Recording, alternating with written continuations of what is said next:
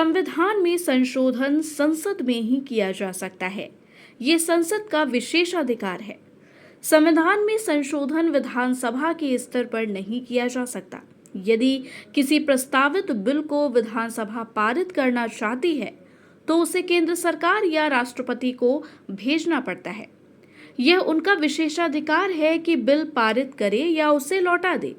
संसद में अभी तक 106 संविधान संशोधन पारित किए जा चुके हैं। संविधान पर फिजूल ही सियासत की जा रही है। चूंकि कर्नाटक सरकार ने मुसलमानों को सरकारी ठेकों में 4% आरक्षण देने का प्रस्ताव पारित कराया है, लिहाजा उप मुख्यमंत्री DK शिवकुमार ने संविधान बदलने का जो बयान दिया है वह बेईमानी, असंवैधानिक है। भाजपा ने इसे लपक लिया है। उप मुख्यमंत्री को बर्खास्त करने तक की मांग की गई है। राज्यसभा में सदन के नेता JP नड्डा ने यहां तक कहा है कि कांग्रेस संविधान की धज्जियां उड़ा रही है। संविधान में बाबा अंबेडकर ने साफ किया था कि धर्म के आधार पर आरक्षण नहीं दिया जाएगा। अब कांग्रेस उसे बदलने की कोशिश कर रही है।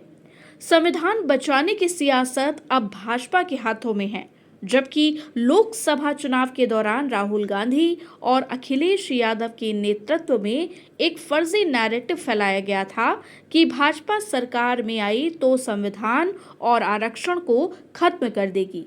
इस नैरेटिव का विपक्षी दलों को अच्छा फायदा मिला और उनकी संसदीय सीटें बढ़ गई। प्रधानमंत्री मोदी के नेतृत्व में भाजपा पहली बार सामान्य बहुमत हासिल नहीं कर पाई और 240 सीटों पर ही ठहर गई।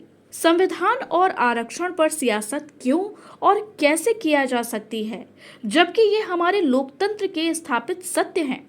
संविधान सभा के जरिए भारत का संविधान तय किया गया और संविधान में आरक्षण की व्यवस्था की गई।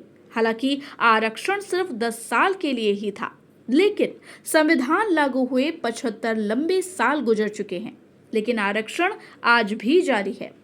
अब तो आरक्षण एक राजनीतिक हथियार और वोट बैंक का आधार बन चुका है। हमारे पुरखों ने जो संविधान तैयार किया था उसके अनुच्छेद 15 में धर्म, जाति, लिंग, जन्म स्थान, रंग, नस्ल और मूल वंश के आधार पर भेदभाव प्रतिबंधित किया गया है। अनुच्छेद 16 में पिछड़ों, अनुसूचित जातियों, जनजातियों और समाज के आर्थिक रूप से कमजोर वर्गों के लिए आरक्षण की व्यवस्था की गई है। सर्वोच्च अदालत ने आरक्षण की अधिकतम सीमा 50% तय कर रखी है, लेकिन राज्य सरकारें संवैधानिक चालाकी खेलकर पिछड़ों के कोटे में ही अन्य वर्गों को आरक्षण का प्रस्ताव पारित कराती रही हैं। कर्नाटक में 4% मुस्लिम आरक्षण ऐसा ही है। तेलंगाना की कांग्रेस सरकार ने OBC कोटा बढ़ाकर 42% कर दिया है। यकीनन ये संविधान का उल्लंघन है और सर्वोच्च अदालत इन आरक्षणों को निरस्त कर सकती है। दरअसल ये अपना वोट बैंक पुख्ता करने और बढ़ाने की सियासत भर है।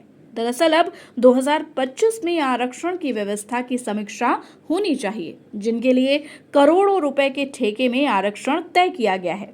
जाहिर है कि वे इतने संपन्न समृद्ध तो होंगे कि ठेके ले सके और फिर काम कर सके। बहरहाल आरक्षण की समीक्षा ही समाधान है।